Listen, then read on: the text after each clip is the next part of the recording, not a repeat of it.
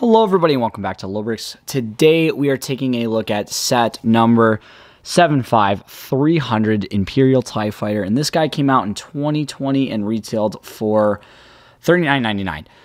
It has 432 pieces and of course is a Lego Star Wars set. Now, this is one of the sets that was kind of experimental for Lego. It was one of the cheaper sets because, you know, traditionally TIE Fighters cost a little bit more than $39.99. So it is a little smaller, a little more compact than some of the ones in the past. But anyway, let's take a look at the set and these minifigures, and then we can get into it.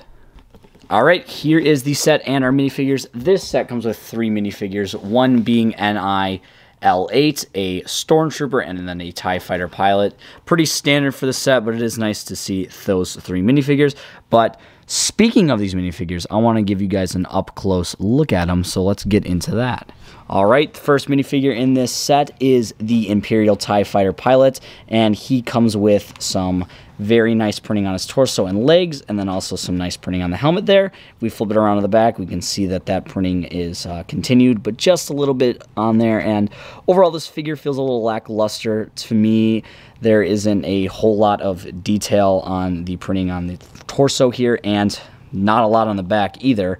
And then also, the helmet isn't dual molded like the Stormtrooper helmet, so, you know, it is a little lackluster. I do like the printing on the helmet, though. I think it is nice and looks pretty good. So, you know, there is some stuff to look forward to this figure, but it does feel a little lackluster.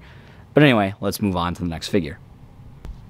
All right, next up, we've got NIL8, which is an Imperial droid. He is a pretty interesting looking figure overall with his buggy looking head there, which is molded, looking very nice, and then printing on the torso and legs there, which is metallic-y and shiny and reflecty, and then we've got some more of that printing on the back. This figure feels a little lackluster as well, just like the TIE Fighter pilot, because you don't have any printing on his head, and the printings on his torso and pants there feel a little dull. I don't know if that's just because that's how it's supposed to look or that's what they're going for, but overall it feels a little dull, and it kind of does look like the older figures once you're holding them in person. But anyway, that's this figure. Let's move on to the next one. All right, next up we have a Stormtrooper, and this is your pretty standard Stormtrooper. He's got printing on the legs, torso, and his helmet. If we flip it around on the back, you can see the printing continues there, and there's some nice printing details here, especially with the little tubular Astro whatever pack he's got on, and of course of the actual back of its helmet itself.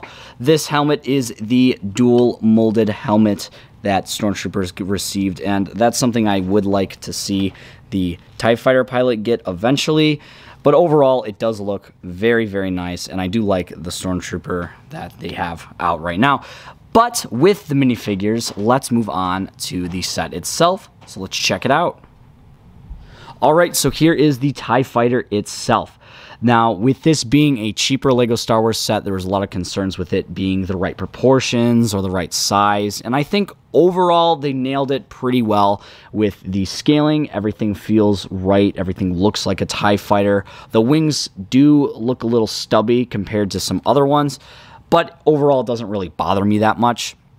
As far as playability and swooshability, flying this thing around, it feels really nice and well balanced, as it should, because it is a TIE Fighter, and it does hold together very well. You're not going to have a problem with this thing falling apart.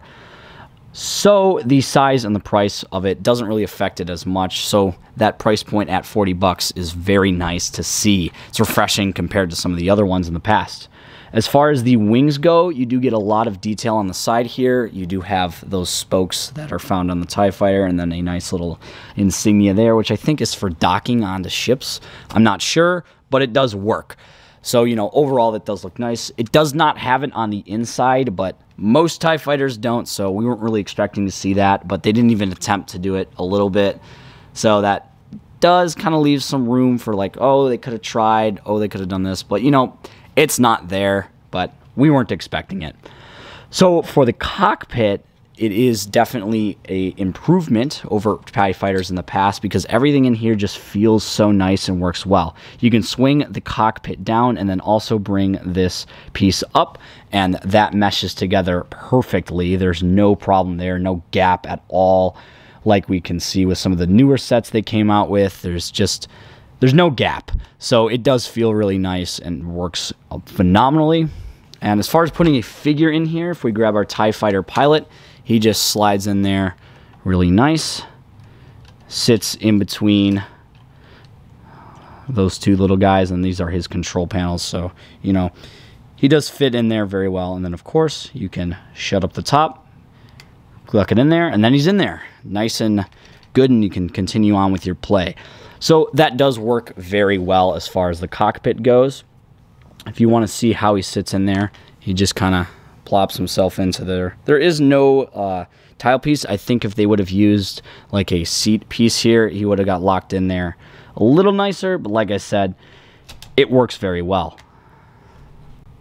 So yeah, overall the cockpit works very well. A couple other things I wanted to note is that the size of the interpieces here and the way it slopes down into there looks very nice. So it is cylindrical like it's supposed to be. I know in some of the TIE Fighters in the past, notably the UCS one, that didn't really feel right and it was more ovular, if that makes sense. So the overall look of where it connects into the wings here looks really good. So they did a nice job there. We turn it around to the back. You can see that there is some nice detail on there, which is these little plates and then these nice little dots. And you also get two spring-loaded shooters, which work very, very well as play features. So when you have this thing flying through the air, you actually can touch those really easily just by flicking them down with your hand. So when you actually have this thing held, it's very easy just to go boom. So that's a nice play feature.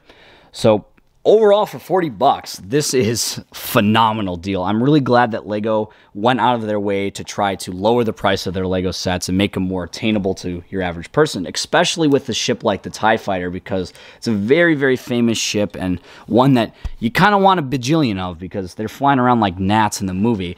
And this does pair well with their cheaper X-Wing, which we will have a review out for soon as well. So take a look at that.